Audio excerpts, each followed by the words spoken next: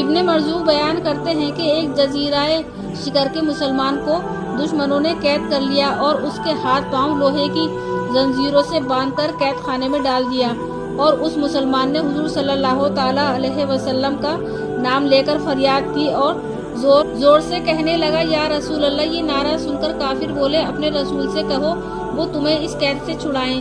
پھر جب رات ہوئی اور آدھی رات کا وقت ہو گیا تو قید خانے میں کوئی شخص آیا اور اس نے قیدی سے کہا، اٹھو، اذان کہو۔ قیدی نے اذان دینا شروع کی اور وہ جب اس جملے پر پہنچا، اشہد ان محمد رسول اللہ، تو اس کی سب زنجیریں ٹوٹ گئیں اور وہ آزاد ہو گیا۔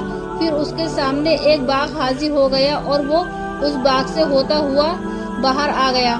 صبح اس کی رہائی کا سارے جزیرے میں چرچا ہو گیا۔ پھنسا ہوا جہاز ایک مرد سوالے کو ایک کافر بادشاہ نے گرفتار کر لیا۔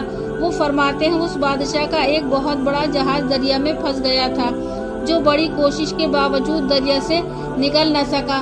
آخر ایک دن جس قدر قیدی تھے ان کو بلایا گیا تاکہ وہ سب مل کر اس جہاز کو نکالے۔ چنانچہ ان قیدیوں نے، جن کی تعداد 3000 تھی، مل کر کوشش کی، مگر پھر بھی وہ جہاز نکل نہ سکا۔ پھر ان قیدیوں نے بادشاہ سے کہا کہ جس قدر مسلمان قیدی ہیں ان کو کہیے کہ وہ بھی جہاز نکال سکیں گے، لیکن شرط یہ ہے کہ وہ جو نعرہ لگائیں انہیں روکا نہ جائے۔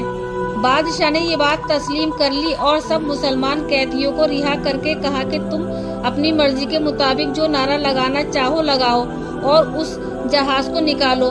وہ مرد سوالے فرماتے ہیں کہ ہم سب مسلمان قیدیوں کی تعداد 400 تھی۔ ہم نے مل کر نعرہ رسالت لگایا اور ایک آواز سے یا رسول اللہ کہا اور جہاز کو دھکا لگایا تو وہ جہاز اپنی جگہ سے ہل گیا۔